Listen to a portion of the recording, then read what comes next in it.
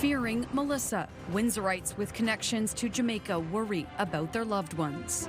Last night was the last time I spoke to my mom.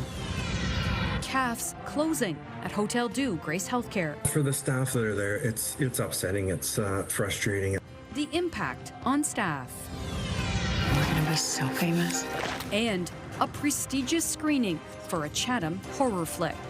Love in the Snow is probably one of the biggest horror genre film festivals out there.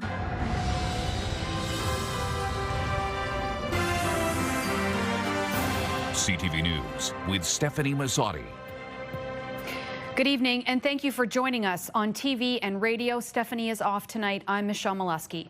We start with Hurricane Melissa, a storm so mighty officials are warning it could have catastrophic impact. The Category 5 hurricane roared ashore in Jamaica today. CTV's Scott Hurst now on the hurricane so formidable it could reshape Jamaica and create a humanitarian crisis. It is a storm likely being watched very closely by a whole lot of Canadians who are either from there originally, still have lots of family and friends there, or like to vacation in Jamaica. But right now, there is significant concern about widespread devastation. This is what's going to be a generational storm for Jamaica and potentially even eastern parts of Cuba.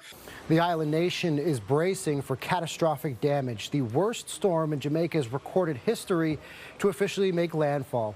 A Category 5 hurricane means sustained winds of at least 250 kilometers an hour. Residents and tourists alike are being told to brace for impact. It is an extremely dangerous storm and a potentially life-threatening situation. We spoke to a Canadian in Jamaica now hunkering down at a resort, but getting home might take some patience. We have a plan A to go on Wednesday, which is our original flight out, but we do have a plan B to leave on Saturday. The airport's closed until Tuesday. After pummeling Jamaica, Melissa will take aim at Cuba, still as a powerful hurricane.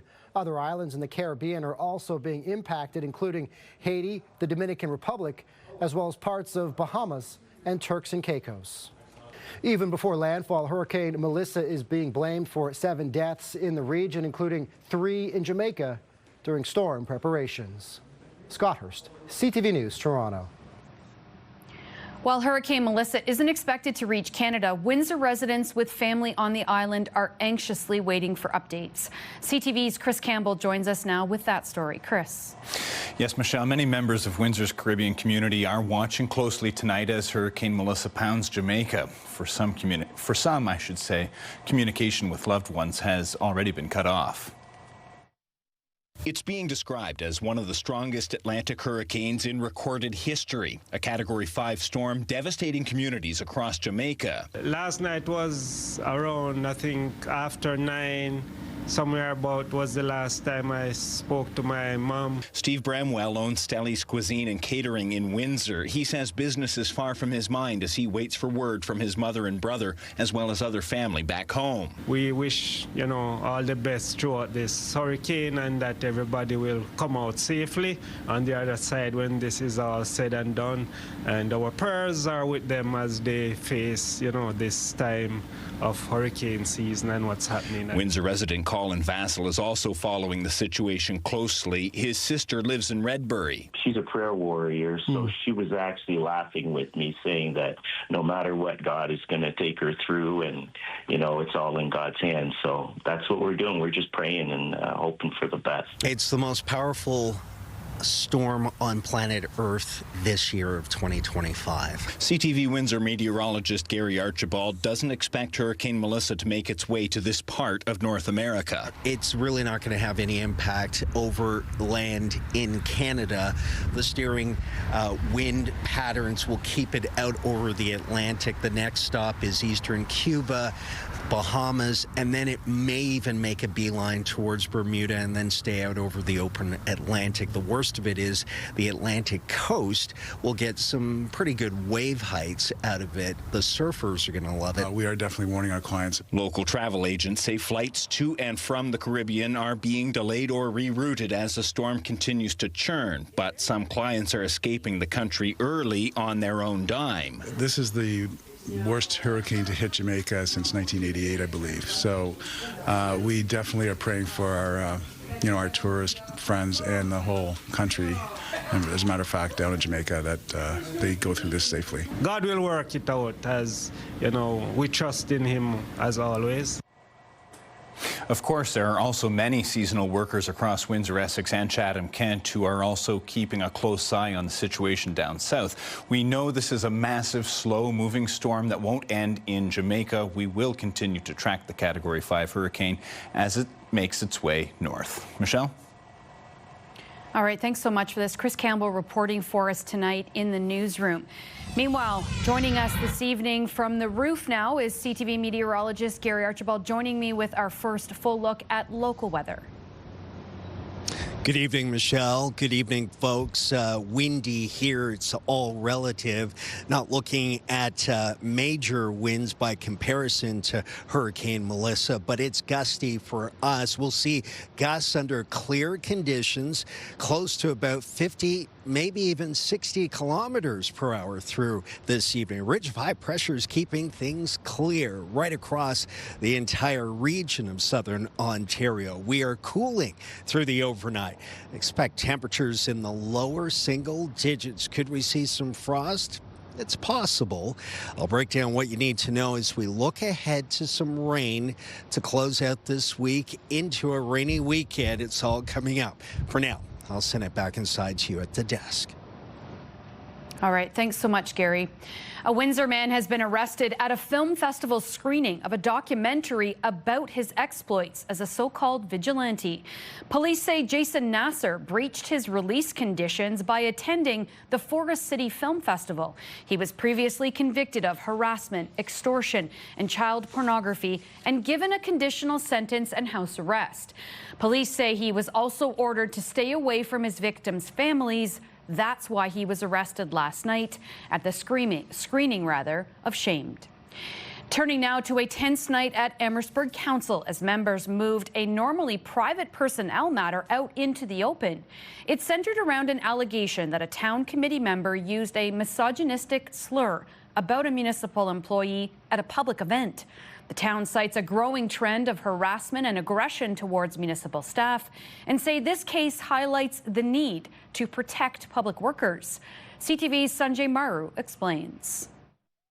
I don't think that a member of the public, and I don't think a member of a town committee should go to a town event on town property and say to town employees that one of their coworkers is a shocking choice of words to hear inside council chambers. The recent incident happened at the Libro Center during an open house with staff and members of the public nearby. A town report says multiple employees overheard the remark and moved to make sure the situation did not escalate. All names, including who said the offensive remark and who it was directed to, have been redacted from the report. It's offensive, it's hurtful, it's aggressive, it's misogynistic. And we have an obligation as employers to protect our staff. Before Monday's council meeting, the matter was expected to be discussed in private, but a slight majority of Amherstburg Council voted to move it to public session, citing a need for transparency and a clear message about how town employees should be treated. Once the matter was brought into the open, the next question became what to do about it. In the past, we have never, ever discussed employees or committee members ever in public. In 17 years I've been on council, this has never happened. I believe we're setting ourselves up to major litigation. Your Worship, I'll move that this committee member in question is removed from the committee. That motion failed, leading to a separate vote which referred the matter to the Integrity Commissioner for a full investigation. This is an egregious breach. In Amherstburg, Sanjay Maru, CTV News. The town has also closed the door on a proposal from Valenti Development to build a new town hall as part of the redevelopment of the former General Amherst High School. The current building is over 60 years old and the town has outgrown it. Two options were on the table last night, one with community space inside the new development costing $13.8 million and another including a library that would have cost $15.6 million. Residents raised concerns over affordability and debt, questioning how council could move ahead without an approved 2026 budget first. Following another lengthy debate, council voted not to proceed with the Valenti plan, opting instead to explore other, less costly options for a future municipal building. I don't think we should be spending $6 million to fix this building and $1.84 million if the only choice is to go to the Libro. I don't think this makes good economic sense, and I can't support it. I know what's being proposed tonight appears to be going down the tubes, and that so be it. At local hospitals, cafeterias can offer a bit of comfort for visitors, patients, and staff alike. But in the name of saving money, one hospital in our region is getting rid of theirs as we know it. Here's CTV's Travis Fortnum with the details.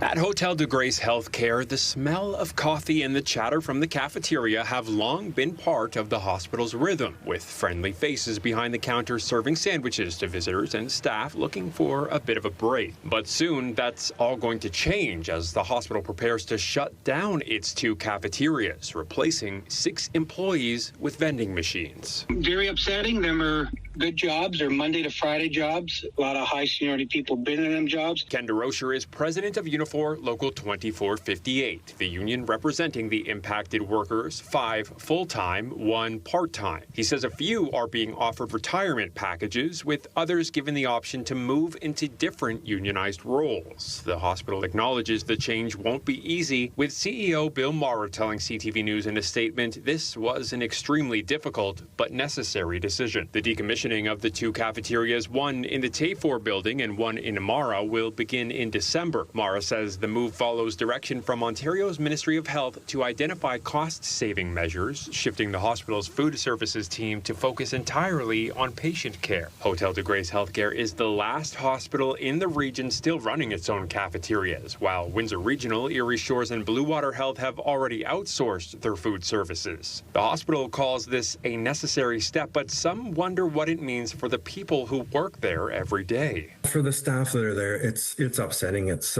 frustrating. It's just from providing patient care. You definitely want to get off your unit, and that's for all staff, not just nursing, all healthcare professionals. You like somewhere to go.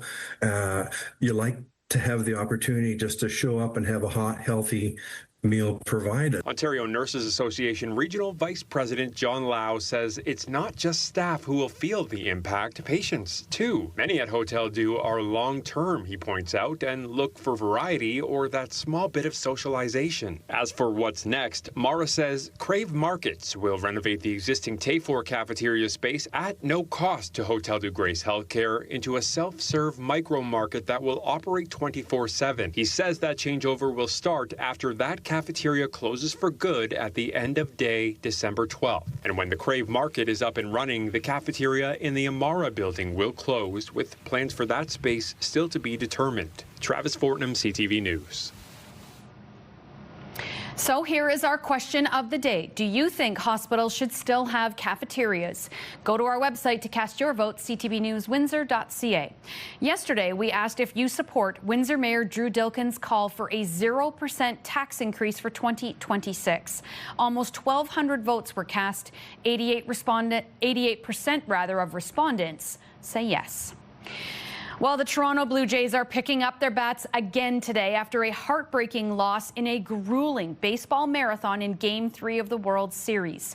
It took 6 hours and 18 innings before Canadian Freddie Freeman walked it off for the LA Dodgers, giving the team a 2-1 series lead.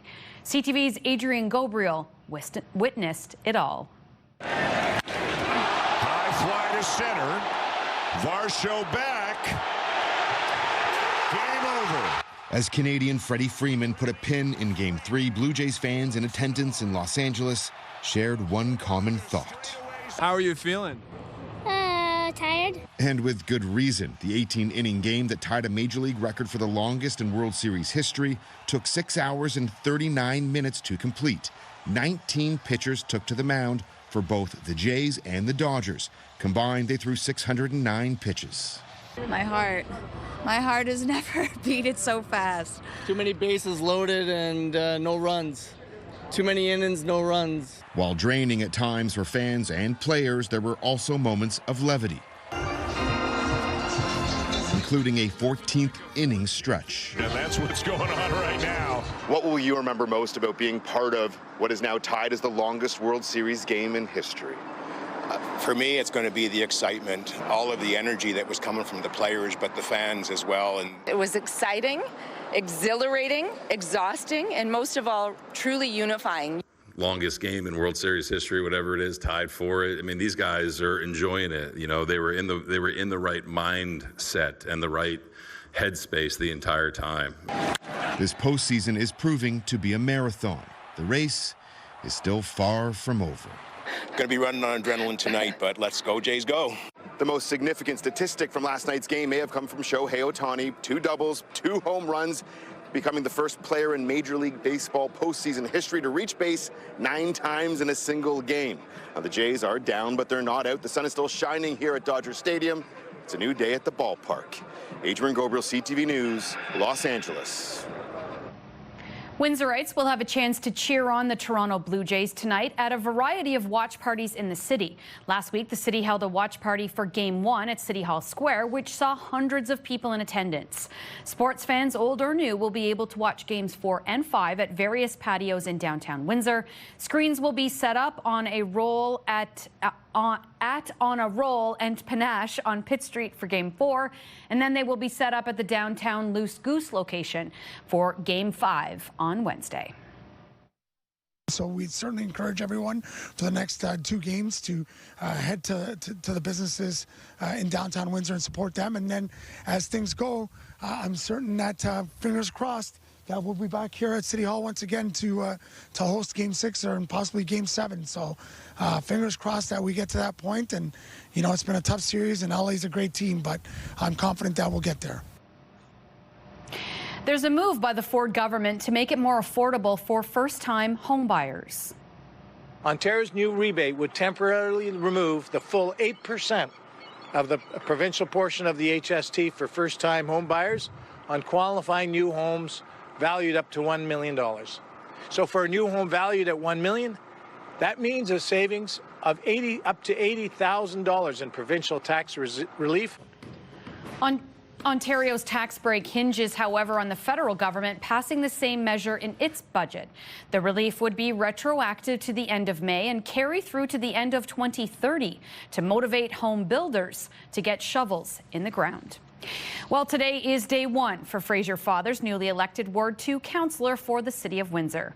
According to the unofficial election results, Fathers received 983 votes. That's nearly half of all votes cast in the by-election. He replaces Fabio Costante, who stepped down for a job with the Municipal Housing Corporation. Fathers is a consultant on nonprofit and affordable housing projects, having previously worked for the United Way. Fathers will have just under 1 year to leave his mark before the next municipal election. It's expected he'll be sworn in November. I have a long list of ideas that I've heard from the residents here in West Windsor, and I don't know how that all plugs in to the mayor's upcoming budget and, you know, what other council priorities there are. And I'm looking forward to sitting down with the mayor and the rest of council and having conversations about, well, what can be done in the next year. And, you know, I think part of it is also just, you know, continuing these conversations that we've been having through the ward, through this election, you know, being available and you know, keeping those conversations going. In total, there are almost 18,400 registered voters in Ward 2 for this by-election. But in a race that featured 15 candidates, turnout fell short of the last municipal election. The city says just more than 13% of eligible Ward 2 voters cast a ballot, under 2,000 votes in all. That's down from 16% during the 2022 municipal vote in Ward 2, where nearly 3,000 people cast a ballot. Officials note by-elections almost always draw fewer people to the polls. Even so, election staff say feedback at polling stations was positive, and they hope lessons learned will boost participation open in 2026. Meantime, the first of the city's ward meetings get underway tonight. Ward 2 and 3 are meeting at All Saints Anglican Church in City Hall Square West. Residents can talk to their councillor or the mayor and ask questions or voice concerns about the ward they live in. He was just elected, but Fraser Fathers says he will be there. High-stakes diplomacy in Asia. Canada's Prime Minister hunts for major investments in Singapore while Donald Trump shakes up the region. Details still ahead on Windsor's News Leader. And then later, when will the brand new ice rink outside of City Hall open for skaters?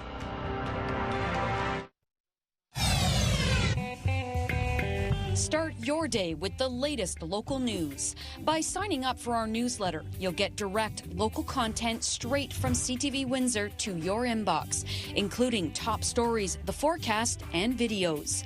You can sign up at ctvnewswindsor.ca. The Prime Minister is in Singapore. It's Mark Carney's second stop on a three-country visit to Southeast Asia, with stops also in Malaysia and South Korea.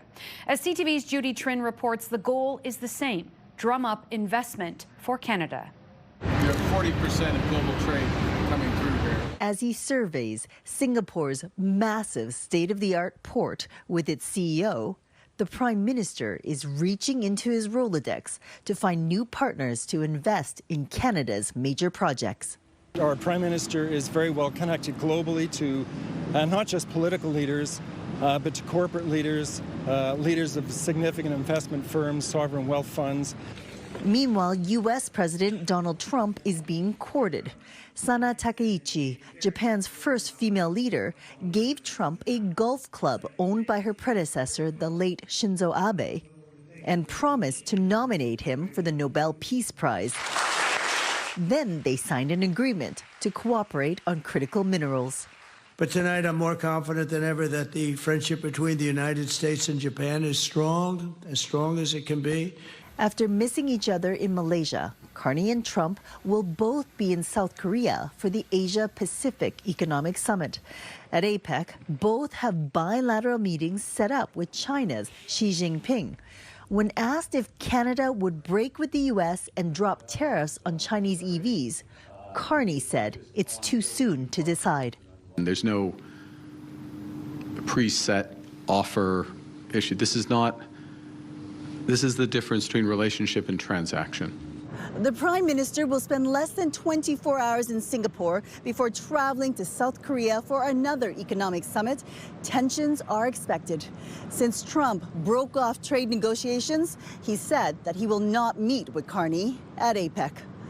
Judy Trin, CTV News, Singapore. Canada Post has announced it is laying off dozens of its managers in an apparent bid to restructure the company. In a memo sent to employees early this morning, the company says it was moving ahead with the layoffs as part of, quote, corporate-wide restructuring efforts to align with the future needs of the organization. The exact number of employees to be laid off is unknown. All of this is happening as Canada Post is set to return to the bargaining table with the union, representing thousands of postal workers who are now on a rotating national strike. At Queen's Park, the federal government wants to scrap fixed election dates and increase the limit for political donations. The legislation aimed at making the changes introduced today. Ontario's Attorney General described fixed-date elections as, quote, American style, and says doing away with them will better position the province to respond to changing circumstances and threats.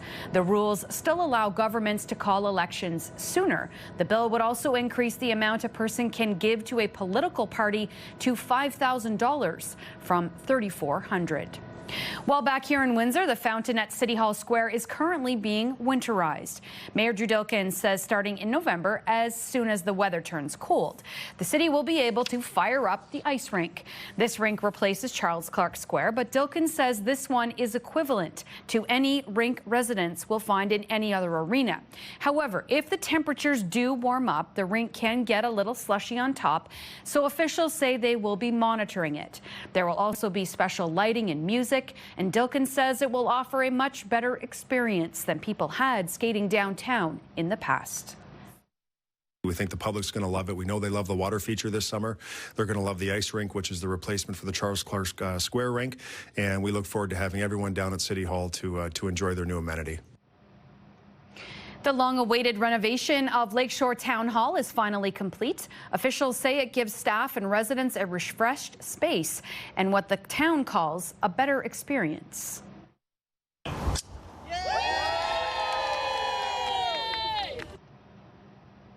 A former bank, the main floor of Town Hall, was gutted late last year. The interior has a fresh new look with more office spaces and an expanded customer service counter.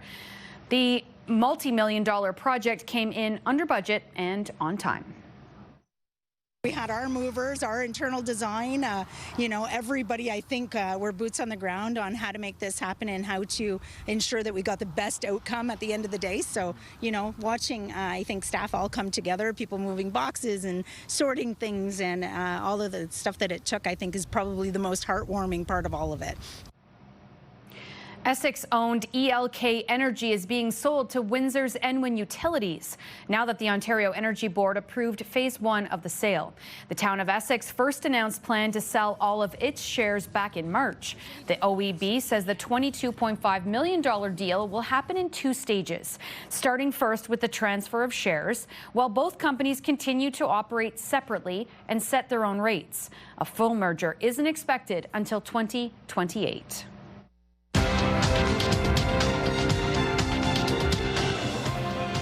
Canada's main stock index finished higher, helped by strength in the technology sector. The TSX was up 143 points. In New York, the Dow rose 161 and the Nasdaq gained 190. The dollar was up almost 1/5 cent. Gold fell below the $4,000 per ounce mark, and oil dropped $1.16 a barrel. A breakthrough for Alzheimer's. Health Canada approves a new drug that targets the cause of the disease. Coming up, what this could mean for patients.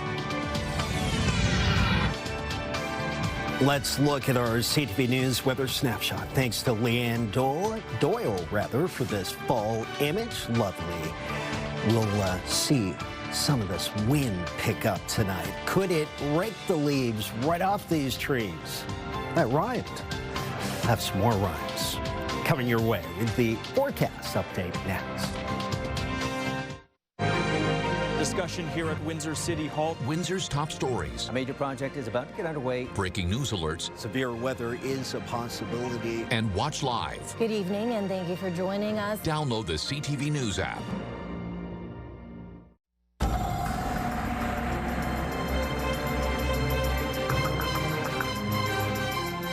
It is a beautiful time of year with the fall changing of the colors. Meteorologist Gary Archibald joins me now with our full look at the weather forecast. Hi, Gary. Hi, Michelle. Yes, indeed, those beautiful colors. Some of those leaves still on the trees, but the winds have been quite gusty of late. Yesterday was a windy day. Today, we saw gusts in the 40 range, could still be in the 50s later tonight. Yes, intensifying, which only means we'll see more of those leaves on the surface. And each day that passes by, that means your chances of seeing the beautiful colors diminish today, reaching a high of 14. Our average high closer to 13, slightly above. Air quality was good. Yet again, a low number is a good thing. 2 out of 10, so we like that. Mostly clear right now, and a temperature hovering between 12 and about 13 degrees Celsius. That's 54 to 55, almost 56 degrees Fahrenheit between Chatham, Kent, due west towards Windsor, Essex, and the surrounding areas. Across Canada, the BC coast and interior and the higher elevations in the mountains and the Rockies, cooler. Vancouver, though, on the island, and Victoria on the island is about 12 degrees Celsius, and we've been in the lower double digits, just to give you a comparison across our great nation. I mentioned the winds picking up out of the east, sustained, and close to about 35, with gusts in that 45 to 55 range through to about 10 or 11 p.m. Look at this ridge of high pressure. Notice the circulation of clouds and showers around it on the perimeter. That means the ridge is intense and very strong, well entrenched, and that means we are still clear and holding showers at bay at least until Thursday afternoon. That's when the ridge starts to break down and low pressure takes over across southern Ontario, which means rain is coming. Increasing cloudiness Thursday, but I think we'll get another day of sunshine for Wednesday. Tonight, mostly clear, but still windy. Easterlies sustained in the 20s with gusts in the 40 to 50 range.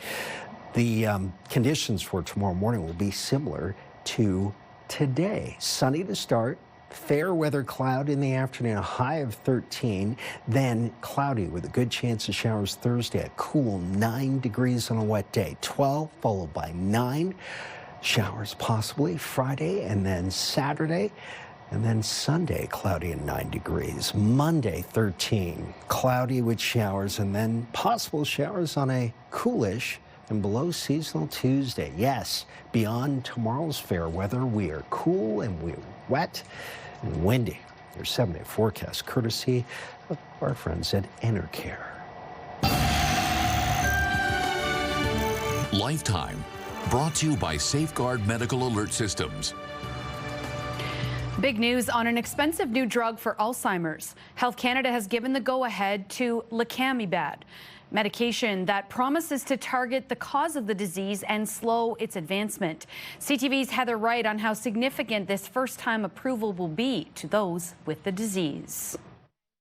After 2.5 years, Health Canada has approved lecanemab, an intravenous drug that studies have shown can slow the progression of Alzheimer's in patients in the early stages of the disease. John Dalrymple Fraser was diagnosed with Alzheimer's about 5 years ago, the same disease that both his mom and his dad also had. Thinking of my own family, I don't want to forget their names. I want to remember them. So getting diagnosed early gives me a chance. Lecanemab's approval marks the first time a drug that targets the root causes of Alzheimer's will be available in Canada. The current therapies only treat symptoms and were approved more than 2 decades ago. While lecanemab will not cure Alzheimer's, doctors say it helps buy time by slowing cognitive decline and extending independence, and offers hope to families. Is when independence becomes interrupted and patients require family members, people around them to start stepping in, that the impact of this disease really becomes felt on communities, on families, on the Canadian healthcare system. Lecanemab is not without risk. It can have serious side effects, including swelling and bleeding of the brain and death. Once available here, not every Canadian will be eligible. Only those in the early stages of the disease will qualify. Patients will also be genetically screened, as side effects are more likely in people with certain genes. Another major issue with this drug is cost. A Canadian price tag has not been set, but in the United States, it costs roughly $26,000 US. It's also not clear whether provincial health plans will cover it. Heather Wright, CTV News, Toronto. Over the past few years, Ontario has been expanding access to free vaccines against RSV. This fall, a new group of residents are eligible. CTV's health reporter Pauline Chan has the details. For the past 2 years, Ontario residents aged 60 or older who live in a long-term care centre or retirement home were eligible for the free vaccines against respiratory syncytial virus, or RSV. This year, all adults 75 years of age and older can get free RSV vaccine through their primary care provider. Dr. Vinita Dubé says seniors were hit hard by RSV last year. A lot of hospitalizations associated with this virus. And we also have a recommendation from the National Advisory Committee on Immunization, which has recommended this vaccine, especially for all seniors 75 and older. There are 2 adult vaccines available, Arexvy and Abrysvo. And despite questions about the ingredients in the latest Board of Health meeting, Dubé says they are very safe. No vaccine is 100% safe, and no one ever says that it is. There is always a small risk associated with them. What we've seen, though, in our own city, though, is that the risks of RSV can be very serious for seniors. Right now, the free vaccine is only available through your doctor, not pharmacies. And for those who don't have a family doctor, Public Health is having an upcoming clinic. Toronto Public Health is hosting a clinic on October the 31st at Northrick Civic Centre. You go go to tphbookings.ca and you can book an appointment to get it from us. The vaccine can cost them $300 if you have to buy it yourself, so she encourages everyone eligible to get it through their doctor or public health. Protection for newborns against RSV is also available, a monoclonal antibody called Beyfortus. Dubé says respiratory virus season hasn't really started yet, so it's a good time for those most vulnerable to get immunized. And the shot is good for several years, so if you got one last year, you won't need a new one. Pauline Chan, CTV News. Jailhouse horror. Coming up on Windsor's News Leader, a movie shot inside the historic Chatham Jail is earning big screen buzz and a prestigious invitation.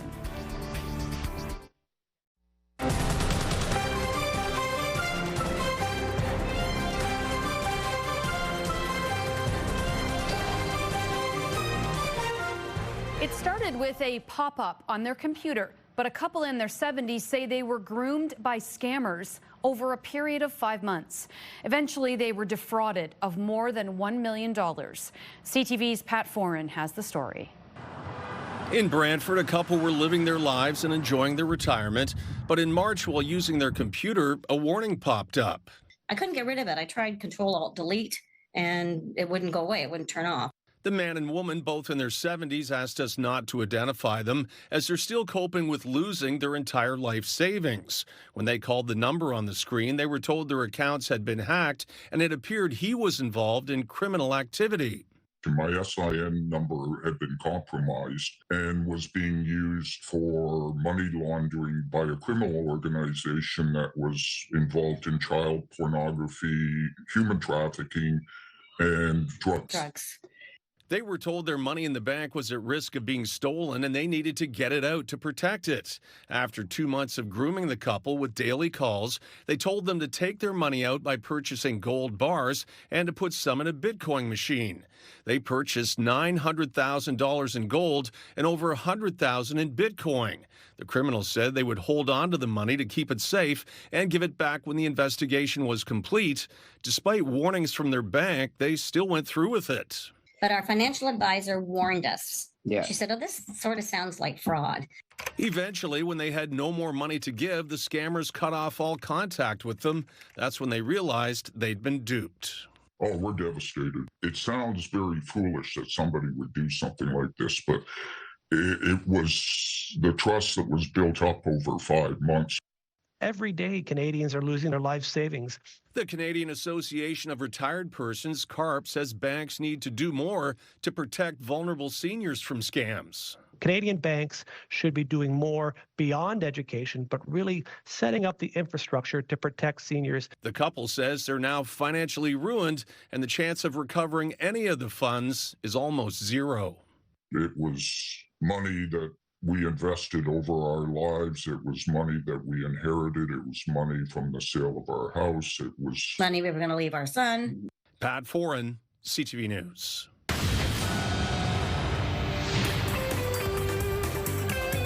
After 2 years, production is now wrapped on a feature film shot at the old Chatham Jail. Figures you dum-dums come waltzing in. So cool. Stir up trouble, but friend. Damn. We're gonna be so famous. Fresh Meat is about a group of thrill-seeking influencers who break into a prison only to be hunted by a cannibalistic inmate. The horror comedy will have its big screen debut this coming Saturday, November 1st, with a special event at Chatham's Capitol Theatre. Director Daniel Tues says it will be an immersive horror red carpet starting at 6 o'clock. Then, the movie has been chosen to screen at a prestigious horror festival in Toronto. Blood in the Snow is probably one of the biggest horror genre film festivals out there. It really does cater to horror fanatics from both Canada. This specific festival really highlights Canadian horror genre, which is also very enticing to the world because the world of horror loves to see what everyone else is doing in the foreign market, and this is one of those festivals that really draws a lot of attention. Meantime, in the nonfiction category, a Chatham-Kent documentarian continues to work towards completing a project about a true workplace disaster. Dresden 1957 is about an evacuation explosion that killed 6 Dutch immigrant workers. The crew started their work on the project in June 2023, and they're now trying to raise $60,000 to kickstart their post-production work. They've already done over 40 interviews with family members, witnesses, and subject matter experts. Plus, they've done a 3D scan of the bank of the Sydenham River where the tragedy occurred. Go to our website, ctvnewswindsor.ca, for all of the details. Country music singer Charlie Crockett is bringing his $1 a Day tour to the Coliseum at Caesars Windsor. So many nights I can't remember. Maybe I played a song for you. The Grammy-nominated Texas native has gone from street performer to headlining major venues like Red Rocks and the historic Ryman Auditorium. Crockett's latest album, $1 a Day, continues his Sagebrush trilogy. The performance is Sunday, March 1st at 8 o'clock. Tickets go on sale this Friday. 5K a Day is back on 93.9 Virgin Radio. Listen to Hannah and Johnny in the morning for your chance to win $5,000 Every weekday. 5K a day. Virgin Radio. This is your CTV Windsor Our Community Calendar. Hotel du Grace Healthcare Foundation's annual Big Party returns as a casual affair in support of children and adult mental health and addictions programs. See you next time on Our Community.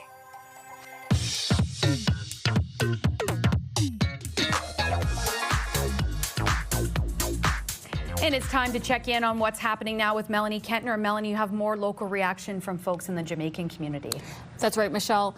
Jamaicans in Windsor are keeping a close eye on the storm and thinking about family on the island. Stelli's owner, Steve Branwell, tells us he and his family have endured many hurricanes over the years in Jamaica. He says the worst was Hurricane Gilbert back in 1988. But with word Hurricane Melissa could be the worst on record, Branwell says he hopes everyone will be safe. Just follow, the laws, the rules, and just obey whatever the instructions are, and, as I said, hope for the best. We've got more on the storm online at ctvnewswindsor.ca. And Melanie, we also have a story on our website about the region's latest lottery winner. Yeah, lottery stories always do well online. This one is about a retired Windsor man. Jeffrey King won $125,000 with the Big Spin instant game. The 64-year-old says he didn't start playing the lottery until after he retired. King plans on traveling and saving for the future. And in our social spotlight, what do you do with an old car and a huge pumpkin? It's just something that we've talked, man and my wife have talked about for a long time, that this would be the best way for it to go, and it happened. So it's been kind of fun. Well, you set it up and then you smash them, of course. A pumpkin grower in Utah said if his 1991 Geo Metro stopped running, he'd drop a pumpkin onto it. And that's exactly what he did. The 1,900-pound pumpkin fell nearly 14 stories onto his car. Safe to say the Geo Metro was no match, Michelle. I'll say that is a great video, and just the way it absolutely explodes over the Geo Metro. Yeah, that's one thing to do when you have car trouble, right? Well, I had a Geo Metro way back in the day, and I loved that little car. Maybe that's how we should have gotten rid of it, but you need a pretty big pumpkin to do that. Yes. Yeah. We also have a Halloween map online for those who like to get into the spirit of things this time of year, Melanie. Yep, we sure do. Halloween is coming up soon, but you can still submit your property to be added to the map. You can email it to newsnow@bellmedia.ca or text it to 10400. Forget kayaks. These racers are paddling pumpkins. When we return, the Belgian town where gourds become boats. The latest news to start your day. Interviews, conversations with the top officials, the difference makers, and personalities in Windsor, Essex. Only on Windsor, Essex #1 morning show. It's Mornings with Mike and Meg on AM 800.